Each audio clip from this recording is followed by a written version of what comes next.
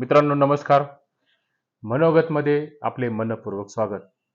मित्रांनो, राज्यातील स्थानिक स्वराज्य संस्थांच्या निवडणुका घेण्याचा आदेश हा सर्वोच्च न्यायालयाने दिल्यानंतर आज अखेर राज्य निवडणूक आयोगाने निवडणुकांच्या तारखा घोषित करण्यात आल्या. निवडणुकीत विजय आपलाच आहे अशा पहाटेच्या स्वप्नात वावरणाऱ्या हौशीराम बापूंना अखेर निवडणुका जाहीर झाल्या म्हणून सुटकेचा निश्वास त्यांनी सोडला. राजकारण आणि विशेषतः सत्तेचं राजकारण हे गुन्हेगारांवर चालणारं राजकारण असतं.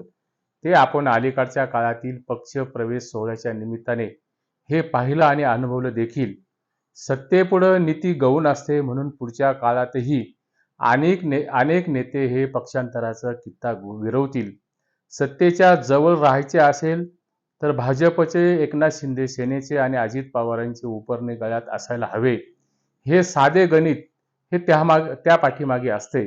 गेल्या वर्षी झालेल्या विधानसभा निवडणुकीत 132 जागा जिंकून भाजपच्या महायुतीने महाराष्ट्रामध्ये घवघवीत यश संपादन केलं. त्यातून महाराष्ट्रातील पुढील राजकारणाची दिशा कशी असेल, वाटचाल कशी असेल याची चुणूक स्पष्टपणाने ही त्यावेळेस दिसून आली. त्यामुळे पुढच्या स्थानिक स्वराज्य संस्थांच्या निवडणुकीचा डाव कदाचित भाजप व मित्रपक्षांची आघाडी ही महाविकास आघाडीवर महाराष्ट्रामध्ये मात करू शकेल अशी शक्यता ही आज तरी स्पष्टपणाने दिसून येते. लोकसभा निवडणुकीत महाविकास आघाडीला राज्यात घवघवीत यश आणि त्यानंतर झालेल्या विधानसभा निवडणुकीत दारुण पराभवानंतर राज्यातील राजकारणाला एक नवं वळण मिळालं. महाविकास आघाडीतील 3 प्रमुख घटक असलेल्या त्यामध्ये विशेषतः शरद पवार, काँग्रेस पक्ष आणि उद्धव ठाकरे हे नव्या राजकीय परिस्थितीशी बलदंड असलेल्या आणि सामर्थ्यशाली असलेल्या भारतीय जनता पक्षाशी 2 हात स्थानिक स्वराज्य संस्थांच्या निवडणुकीमध्ये कसं करतात हे पाहणं देखील महाराष्ट्राच्या राजकीय दृष्टिकोनातून हे औत्सुक्याचं बनलेलं दिसतंय. नगर परिषद, जिल्हा परिषदांच्या निवडणुका ह्या कार्यकर्त्यांच्या निवडणुका म्हणून ओळखल्या जातात. परंतु याच निवडणुकात विद्यमान आमदार, खासदार जर आपल्या घरात नगराध्यक्ष पदाची उमेदवारी देणार असेल तर हे फॅमिली बिझनेसचं राजकारण हे कुठंतरी थांबायला हवं. नाशिक जिल्ह्यातील असलेल्या 15 आमदारांचे वारस हे नगराध्यक्ष पदासाठी व होऊ घातलेल्या जिल्हा परिषदेच्या अध्यक्षपदाच्या निवडणुकीसाठी रिंगणात उतरणार असल्याची माहिती ही सूत्रांकडून मिळालेली आहे. अनुकंपा तत्वावरील घराणेशाहीचं राजकारण जर महाराष्ट्रामध्ये आणि जिल्ह्यात पुढे जाणार असेल तर सामान्य कार्यकर्त्यांनी ह्या फक्त सतरंज्या उचलायच्या आहेत काय असाही स्वाभाविकपणाने सवाल हा या स्थानिक स्वराज्य संस्थांच्या निवडणुकीच्या निमित्ताने अगदी सहजपणाने उपस्थित झाल्याशिवाय राहत नाहीत. आणि लोक उघडपणे या असल्या घराणेशाहीवर आणि या असल्या अनुकंपा तत्वावरील राजकारणाच्या बाबत हे नाराजीच्या सुरात बोलत असेल तर त्यातून प्रस्थापित नेतृत्वाने धडा शिकायला हवा. नगराध्यक्ष थेट जनतेतून जाणार असताना सर्वच राजकीय पक्षांना 2 पातळ्यांवर हे या ठिकाणी लढावं लागेल. त्यामुळे कदाचित नगराध्यक्ष एका पक्षाचा आणि बहुमत दुसऱ्या पक्षाचं असेल असं संतुलन बिघडण्याची खूप मोठी शक्यता ही महाराष्ट्राच्या उद्याच्या राजकारणात निर्माण झाल्याशिवाय राहणार नाहीत. त्यातून नगरपालिकेच्या निवडणुकीत ही जी समीकरणं किंवा हे जे असंतुलन निर्माण होईल त्यातून अनेक अडचणी या भविष्यात निर्माण होऊन विसंवाद निर्माण होईल हे देखील वेगळे या ठिकाणी सांगण्याची आवश्यकता नाही. निवडणुका जिंकण्यासाठी दशभुजा योद्ध्यांच्या अजिंक्य असल्याच्या आविर्भावात आवेशात आज भारतीय जनता पक्ष महाराष्ट्रामध्ये वावरतोय.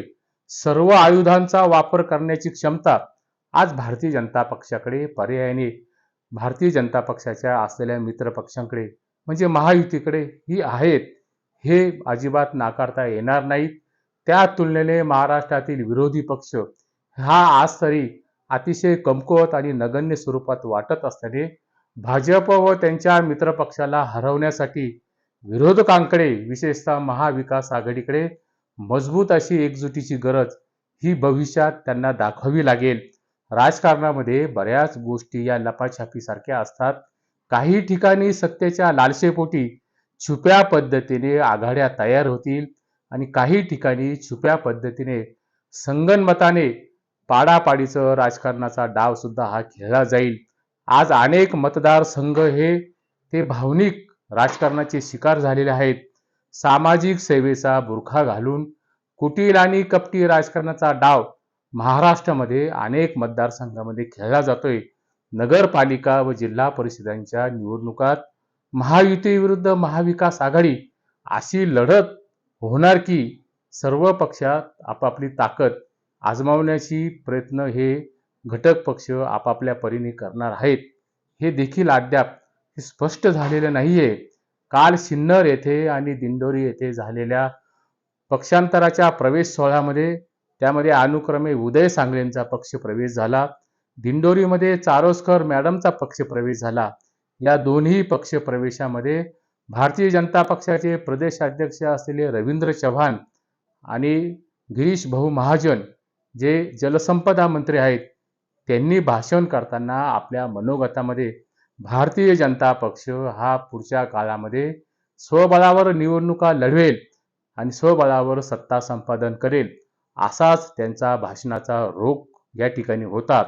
अमित शहांनी देखील 4-5 दिवसापूर्वी मुंबईत प्रदेश कार्यालयाच्या असलेल्या भूमिपूजनाच्या कार्यक्रमाप्रसंगी असं सांगितलं की कुबड्या घेण्याची भविष्यात भाजपला गरज भासणार नाहीत.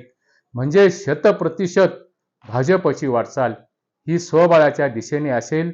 त्यातून भारतीय जनता पक्षाची पावले ही मित्र पक्षांसाठी पुढच्या काळामध्ये धोक्याची घंटा भविष्यात ठरू शकते. पक्षांतरे, गटबाजी, नव्या आघाड्या आणि नवी समीकरणाची जुळवाजुळव ही स्थानिक स्वराज्य संस्थेच्या निवडणुकामध्ये होण्याची खूप मोठी शक्यता आहे. आताचा राजकारणाचा पोत हा मात्र पूर्णपणे बदलून गेलेला दिसतोय. आपण लोकांसाठी चालवलेल्या जाणाऱ्या व्यवस्थेचे घटक नाहीत, तर आपण या व्यवस्थेचे मालक आहोत. अशा थाटात अलीकडच्या काळात राजकारण होताना दिसतंय. राज्याची आर्थिक आघाडीवर पूर्णपणे पिछेहाट झालेली आहे. पुढच्या निवडणुकीचा काळ हा वादविवादाचा, राजकीय संघर्षाचा आणि आरोप प्रत्यारोपांचा हा सीझन असेल हे देखील वेगळे सांगण्याची आवश्यकता नाही. पण यातून स्थानिक स्वराज्य संस्थांवर भविष्यात आरूढ होणारे राज्यकर्ते जर चुकत असतील तर त्यांना खडे बोल सुनावण्याची क्षमता असलेल्या मतदारांनी नैतिक दबदबा असणारे नेतृत्व निर्माण करण्याची जबाबदारी ही मतदारांनी मतपेटीतून निभावली गेली पाहिजे. लोकशाही स्थानिक स्वराज्य संस्था ही लोकशाहीची पहिली पायरी मानली जाते. तिला कुठेतरी कुठल्या तरी क्षणिक लालसेपोटी चुकीची माणसं उद्या नगरपालिकाच्या आणि जिल्हा परिषदेच्या सभागृहामध्ये निवडून जाणार नाहीत. तर जाणार असेल तर नगरपालिका आणि नगरपंचायती हे गुन्हेगारांचे आणि भविष्यात भ्रष्टाचारांचे अड्डे बनणार नाहीत. कारण लोक धर्माच्या आणि जातीच्या कडक नशेतून अजूनही बाहेर आलेले नाहीत. त्यासाठी विवेक जागृत ठेवण्याची खूप मोठी गरज ही निर्माण झालेली आहे. त्यातून त्यांना जागं करणं हे देखील तसं खूप अवघड आहे. आपल्याला याबाबत काय वाटतं? आपले मत नोंदवा. पुन्हा भेटू याच विषयावर दुसरी बाजू मांडण्यासाठी. व्हिडिओला लाईक करा, चॅनेलला सबस्क्राईब करा. नमस्कार.